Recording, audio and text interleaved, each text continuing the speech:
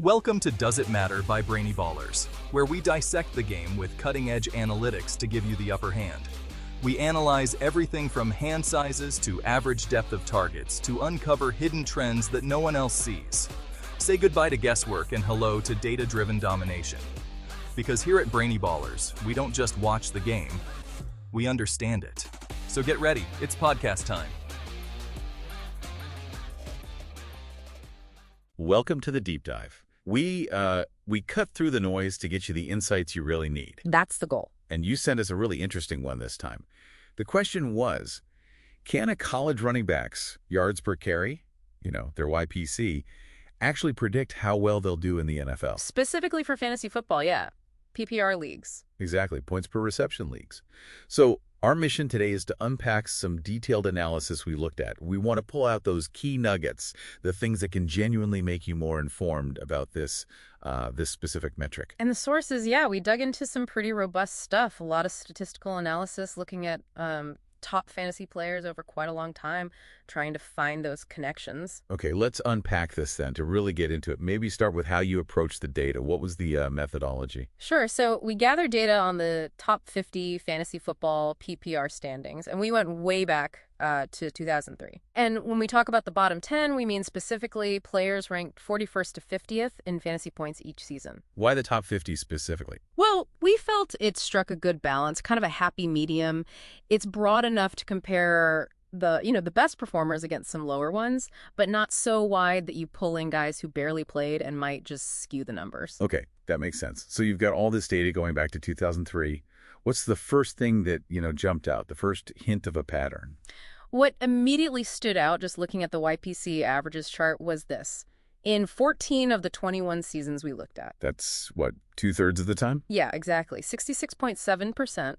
The college YPC averages of the guys finishing in the top 5 for fantasy points were actually equal to or even higher than the averages for the guys finishing way down in that 31st to 50th range. Wow, okay. So right off the bat, there's something there, a suggestion of a link. It was a strong initial signal, yeah. Yeah. Suggested a potential correlation worth digging into more. So you see that initial trend. Where do you go next to try and, pinpoint an actual useful YPC range? Well, the goal wasn't just to see if higher YPC was better, but to find a specific threshold. One that didn't just boost performance sometimes, but also showed up consistently for players in the top 10. We wanted to avoid those, one-hit wonders. Right. Consistency matters. How did you find that? We used what we called a differences chart, basically comparing different YPC levels and how they impacted top 10 appearances. And initially, 5.8 YPC and above looked pretty promising. 5.8. Interesting. But you didn't stop there. You refined it. We did. We kept digging to find the absolute sweet spot, and after really verifying things, the optimal range landed squarely at... Do you want to start dominating your drafts? At brainyballers.com, we've researched every metric under the sun for you to find which ones are best linked to fantasy points. You can access hundreds of metrics to sharpen your scouting abilities so you know which metrics matter and which are just noise. Stop guessing on which thresholds to look for within each metric. Big numbers can be misleading or irrelevant. Our Ultimate Athlete Blueprints reveal essential scouting metrics, their importance, and benchmarks within each metric that help predict a player's probability of being a success or bust. Elevate your scouting ability with Brainy Ballers' Ultimate Athlete Blueprints today. Click the link in the description. Now back to the show. 6.0 YPC and above. That's specific. That's specific. Players hitting that 6.0 or higher mark in college, they saw a noticeable boost. They made 14.1% more top 10 fantasy finishes compared to all the players in that bottom 10 group. Okay, 14.1% more top 10s. That feels significant, even if it's subtle. So this 6.0 number is looking good.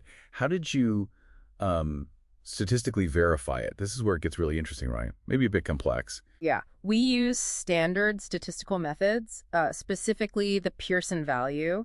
It basically measures how strong a linear relationship is between two things and if it's positive or negative. So overall, across all the years from 2003, the Pearson value between college YPC and fantasy production was just 0.079. 0.079. Not very strong. Exactly. By strict statistical standards, a number that close to 0 means there's basically no meaningful linear correlation overall. However, and this is the fascinating part, it raises an important question. When we isolated the data from 2012 onwards, the correlation does start to show up. The Pearson value jumps to 0.138 for that more recent period. Whoa, wait, so almost no correlation overall, but a clearer one since 2012. That is interesting. Why might that be? Any ideas? It's a great question. It could be a few things, really. Maybe changes in college offenses are making YPC a better reflection of a running back's actual talent now. Or maybe NFL teams themselves are just getting better at using analytics like this in scouting. So the game, college or pro, might be changing in a way that makes this metric more relevant now. It suggests that, yeah, YPC seems to be becoming a more consistent signal in the modern game. To give that 0.138 some context, for elite athletes, you generally look for a correlation of at least 0.1, or on the negative side, a 0.1, to say a factor has some impact. For comparison, think about QB draft capital. Everyone knows that matters, but it's inverse around negative 0.219 in some studies. So YPC isn't as powerful a predictor as QB draft capital, not yet anyway. But the fact that its correlation is positive and growing recently is what's really notable. It's gaining relevance. And we saw that too when we looked at the decades, right? Comparing the impact of that 6.0 YPC threshold versus earlier on. Absolutely. The decadal comparison clearly showed that the 6.0 YPC threshold is an increasingly relevant strengthening trend. It matters more now than it used to. Okay, so let's synthesize this. What does this all mean for you listening right now? It sounds like, yes, higher college YPC, specifically hitting that 6.0 or above mark, does seem to correlate with better NFL success lately. Right. It's a promising metric when you're scouting college prospects or looking at rookies for fantasy. And this is crucial, it's just one piece.